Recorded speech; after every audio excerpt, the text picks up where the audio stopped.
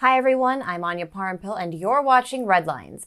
UK-based alternative media outlet The Canary has published a bombshell report which reveals the existence of a previously unknown British Foreign Office unit planning for the, quote, restructuring of Venezuela. The Canary asserts, quote, the existence of the unit raises a fundamental question. What business does the UK government have in the reconstruction of a sovereign nation? The people of Iraq, Afghanistan, Libya, and Syria may have something to say about this. Venezuelan Foreign Minister Jorge Arreaza likely had similar questions for British charge d'affaires in Caracas, Duncan Hill, when he summoned him in response to the report. Arreaza tweeted about the meeting, saying that Hill confirmed the unit's existence and, quote, tried to justify the unjustifiable. To learn more about the Canary's report, I spoke earlier with its author, John McEvoy.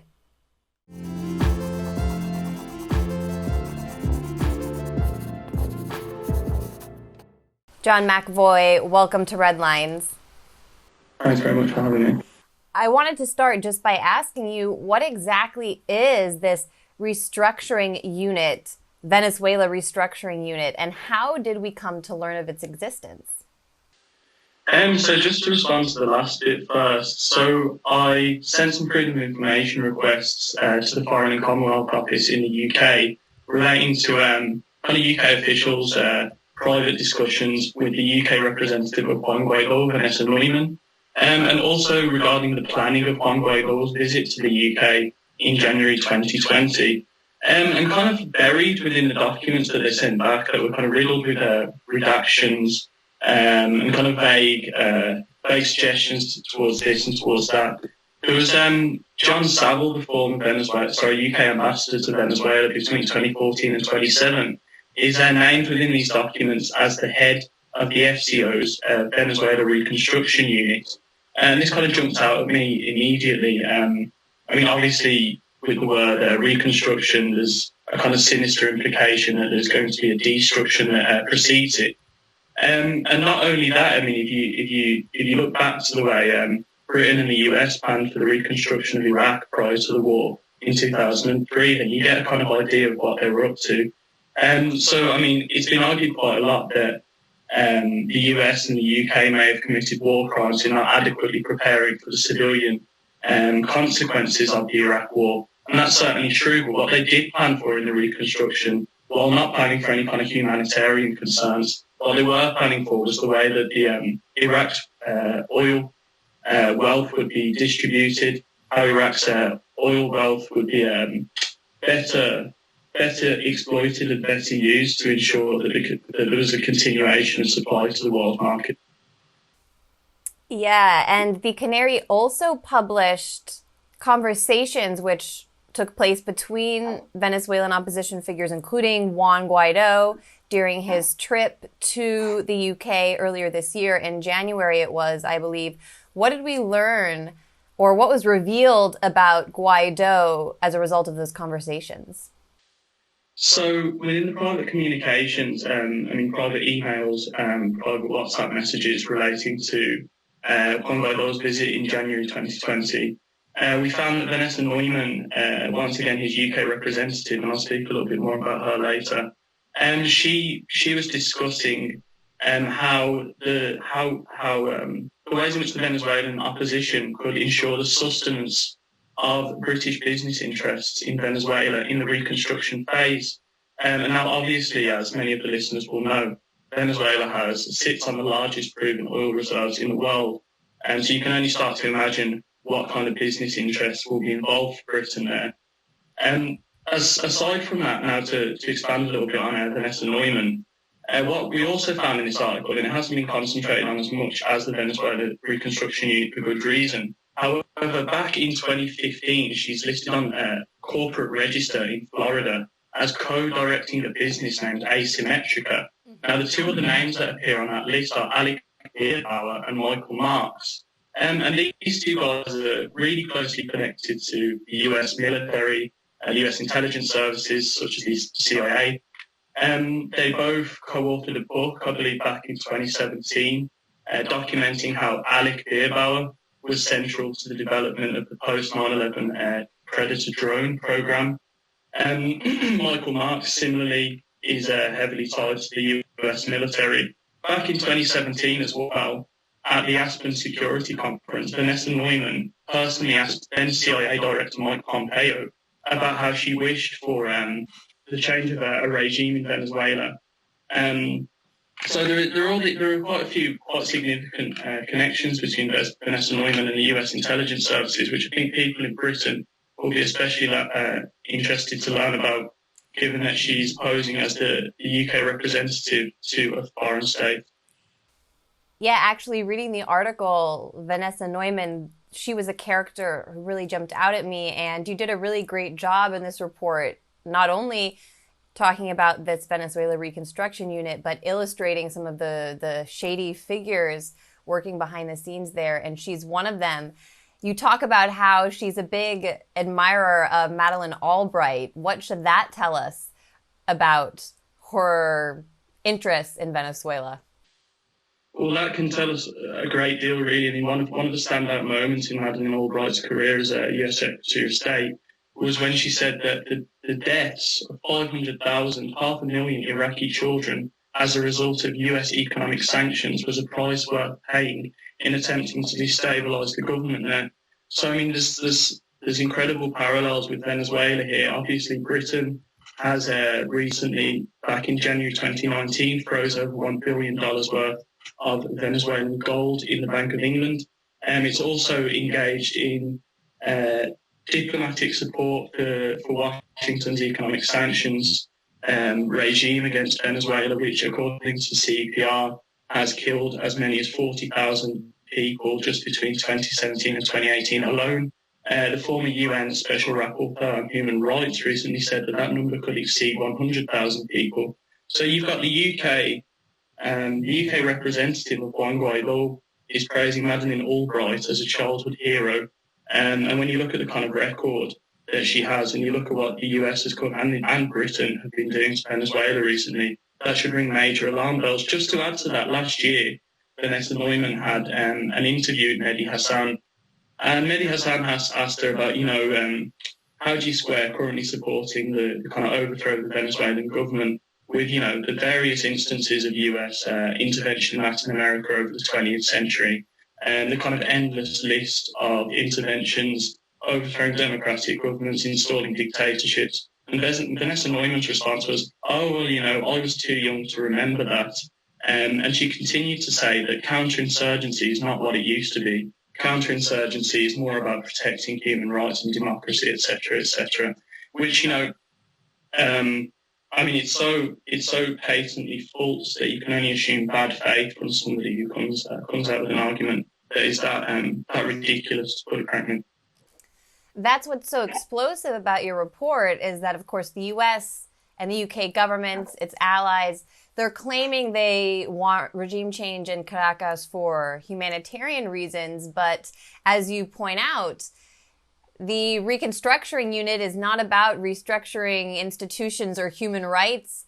It's about money. It's about the economy. And so it really should reveal the true interests. It does reveal the true interests of the British government here. Have they offered any true reply to your reporting? I've contacted the UK government twice in relation to this. The first time they responded that, as you said, they're interested in responding to, and I quote from the UK government, the appalling economic and political crisis in Venezuela at the moment. A second time when I asked them specifically, because in response to my reporting, last week the Venezuelan Foreign Minister, Jorge Ariaza, invited, or should I say summoned, the UK Chargé d'Affaires, Duncan Hill, to go and explain what the British position on this was and explain why there is the existence of a formerly secretive Venezuela Reconstruction Unit. And Jorge Ariaza added, the Venezuelan Foreign Minister, Duncan Hill tried to justify the unjustifiable, that the existence of this unit is clearly not geared towards human rights. Now, as we both know, if the US or Britain ever does anything that can be publicly displayed as promoting human rights, they'd be singing from the hills about it. this has been kept secret since autumn 2019. Not a word has been breathed about it. It doesn't feature on any governmental website. John Saville, the former UK ambassador to Venezuela, has never tweeted about it, never spoken about it. So I think you can get the kind of idea. Given UK history in reconstructing other countries, and also given that they've kept it secret for so long, that this isn't some kind of benign restructuring planning operation. This is quite convincingly very much to do with British business interests in Venezuela. Have British media outlets picked up your reporting at all? Is it getting any mainstream attention, or is it being talked about in the UK? Because it seems like a pretty major story. Yeah, well, I mean, you would have thought so, and especially in light of the response to it in Venezuela, in that the UK Charge of Affairs was summoned to explain himself about what was actually going on. However, I mean, some of the channels that you might expect to pick it up, like RT, Sputnik, the Morning Star, which is probably the biggest left-wing newspaper in the UK, picked it up. However, of course, the Guardian that frequently goes to Vanessa Neumann for quotes on articles. They did just as recently as in response to the Silver Corp USA scandal, for comment from one of those UK representatives. So, I mean, this fits in with a long line of British mainstream media reporting on Venezuela. To give just one major example, between 1998 and 2008, so that's the first decade of Hugo Chavez in charge of Venezuela, the BBC wrote 304 separate articles about Venezuela. Only 3 of them, less than 1%, even remarked on the positive social welfare programs that the Chavez government had undertaken, including improving the health standards, living standards, educational standards of much of the poorest population of Venezuela. And the BBC mentioned this in less than 1% of all of the articles that they published on Venezuela in that time. At the same time, one of the articles even went so far as to compare Hugo Chavez to Adolf Hitler. So you can get the kind of idea of how the British media is structurally incapable of fairly representing what is going on in Venezuela, while at the same time they're very keen on bastardising the government and to manufacture the consent for what's actually going on there, which is a kind of slow, ruling and disastrous regime change operation. You've discussed some of the ways the UK has abided by U.S. policy on Venezuela, withheld Venezuelan wealth stored in British accounts. This is interesting to me because the UK, there's this spirit among the people now, having voted for Brexit, of a renewed sovereignty, and there was this big stress on being an independent country in the campaign leading up to Brexit and ever since. However, it seems as though under Boris Johnson, as the UK is beginning the process of distancing itself from Europe, that it's becoming an even stronger tool of the United States. I'm wondering if you can elaborate on that from your perspective as a journalist covering Venezuela. Yeah, that's certainly an interesting point. There's a certain irony in Britain leaving the EU and having to kind of suck up to the US, especially in foreign policy issues, more than usual. Because what's happened with Brexit is that the US has also lost its major partner within the European Union. And if you look at certain WikiLeaks documents from the time during which Britain remained in the European Union, Britain was constantly functioning as Washington's eyes and ears. So, I mean, the US has actually lost a major asset in that regard, in that one of its major allies has now left the European Union, and it no longer has the kind of intelligence inset that it formerly did. However, yeah, you're definitely right that now that Britain has left the European Union, now they're going to have to forge even closer ties with the US. But this is a process that has been going on since, I mean, you could say during the Second World War, but certainly after the Second World War. If you go into the declassified documents, you can read how planners in the British Foreign Office are consistently discussing how we managed to veer the great barge that is the US into the right harbour, meaning to kind of take a direction in the managerial role of maintaining British empire or at least maintaining a kind of imperial pattern of relations that favours the kind of Anglo-US alliance. And is there a major difference now, especially with the exit of Jeremy Corbyn as Labour Party leader, between the two major parties in the UK on Venezuela? Yeah, well, I'm glad you asked, actually, because that's something that hasn't yet come up in the discussions. Now, I've gone through Keir Starmer, the new Labour leader who replaced Jeremy Corbyn, and I've gone through Lisa Nandy, the new Shadow Foreign Secretary. Gone through their Twitter, gone through their past statements, and I can barely find a word that has been said about Venezuela, which is obviously one of the main foreign policy issues over the past year, if not over the past many years. So what it seems we're certainly back to here in the United Kingdom is a little bit similar to the US, depressingly, is that we have two parties that seem, there's barely any distance between them on foreign policy issues, which unfortunately is back to the status quo. Obviously, it was New Labour that presided over some of the most shocking foreign policy decisions in the past century, not just the war in Iraq and Afghanistan, but also arming the Colombian military, which at the time was the worst abuser of human rights in the entire Western Hemisphere. So it looks like we're back to a kind of two-party imperialist status quo with Keir Starmer. So that's unfortunate. Yeah, so that's a great drift from what Jeremy Corbyn did. I mean, as soon as on the 23rd of January, when Juan Guaidó pronounced himself interim president of Venezuela, one of the first things Corbyn did was tweet out to say the internal politics of Venezuela are an issue for Venezuelans. They're not an issue for the US.